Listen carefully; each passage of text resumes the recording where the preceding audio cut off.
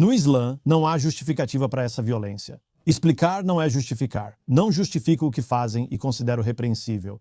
Entendo como eles pensam e agem, e esse cara em Michigan exemplifica isso. Não concordo com suas ações, ele provavelmente tem algum desequilíbrio mental.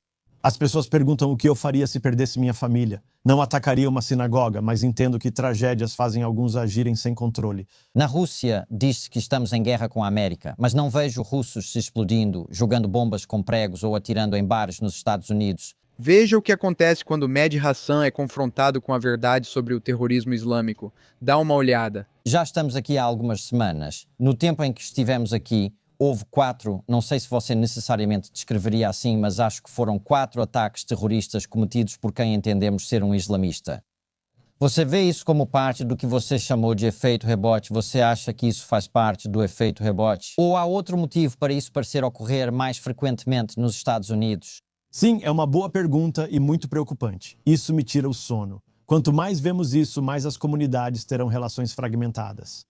A islamofobia no Partido Republicano ficou incontrolável. Procuram qualquer desculpa. Não sei se você viu os tweets de Andy Ogle dizendo que muçulmanos não fazem parte da sociedade americana. Eu não vejo isso. Esse é um congressista republicano que disse que muçulmanos não são bem-vindos na América. E tem outros muçulmanos. E tem outro que ele continua tweetando. Tem um cara chamado Randy Fine. Ele disse, se eu tivesse que escolher entre cachorros e muçulmanos, eu escolheria cachorros. Então, tem umas coisas bem sérias, quero dizer. Se você conversar com muçulmanos que moraram lá depois do 11 de setembro, eu não. Eu me mudei pra cá em 2015. Se você falar com muçulmanos da família da minha esposa ou amigos, dirão que a islamofobia está pior agora do que após o 11 de setembro. Na época, George Bush foi a uma mesquita e afirmou, Islã é paz. Donald Trump jamais faria isso. E então, em um clima de islamofobia, é claro que muçulmanos, qualquer muçulmano que se identifica como tal e comete um ato de terror contra uma sinagoga, contra uma universidade, ou seja lá o que for, claro, será um ato errado e criminoso, além de um desastre para as relações comunitárias, o debate político e questões culturais citadas. Não sei o que motiva essas pessoas, é difícil dizer.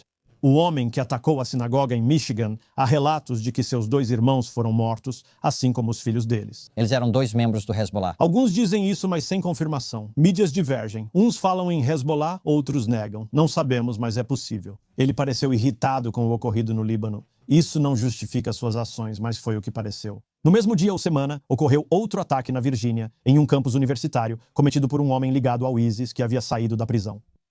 Não sei, dizem que ele tinha problemas mentais.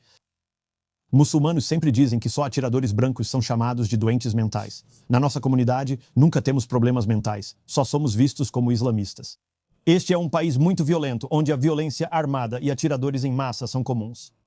Na noite em que entramos em guerra com o Irã, houve um tiroteio em massa em um bar de Austin. É o que se acredita, algumas pessoas dizem. Eu não tenho certeza. Ele estava usando uma camiseta com os dizeres propriedade do Islã. E ele tinha uma bandeira do Irã, sei lá. Então há algumas ligações. Mas quando essa história saiu, quando saiu pela primeira vez, a maioria das pessoas só deu de ombros e disse, mais um tiroteio em massa em um bar. Isso é normal nesse país. Se incluir o lado político ou religioso, vira uma grande notícia. Eu acho, para ser justo, e na verdade, quero dizer, sobre o seu ponto de vista sobre a doença mental, eu nunca ouvi um muçulmano ser descrito como alguém que tinha realmente uma doença mental. Não, tem um meme famoso de uma família da pesada. Eu conheço. Mas, por outro lado, também acho que se você tem um cara branco e há qualquer ligação com supremacia branca, isso também é amplificado, certo? Às vezes. Quando ocorre um massacre, se você analisar os estudos... Na verdade, não é bem assim. É uma proporção de 8-1 de quanto falamos sobre as motivações e religião de um atirador muçulmano em comparação com um atirador branco. Muitos estudos foram feitos. Bem... O ponto que eu ia fazer é, se alguém está usando uma camiseta dizendo propriedade do Islã, ou se alguém é membro do ISIS, ou se alguém expressa lealdade a...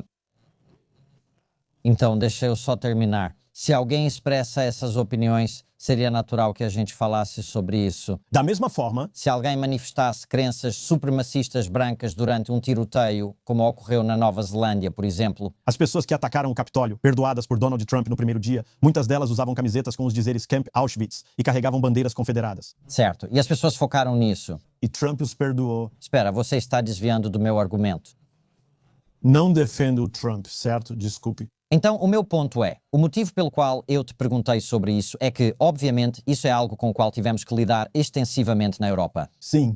E me parece, não acho que isso esteja sendo discutido dessa forma aqui nos Estados Unidos, mas sinto que isso está chegando aos Estados Unidos. Você concorda? Eu me preocupo que você possa estar certo, especialmente. Por que isso acontece? Não quero atribuir tudo ao efeito rebote, pois não é só isso. Correlação não é causalidade. Fui âncora da MSNBC por 3 anos e meio. Eu fazia 2 programas por semana e às vezes um noturno. Posso contar nos dedos quantas vezes falei sobre o ISIS ou a Al-Qaeda, não por ignorar o assunto. Não era um grande assunto. O assunto sumiu e paramos de falar sobre isso. Só comentávamos sobre a extrema-direita e supremacistas brancos, porque o FBI apontou como maior ameaça ao país. Acabamos de presenciar uma insurreição.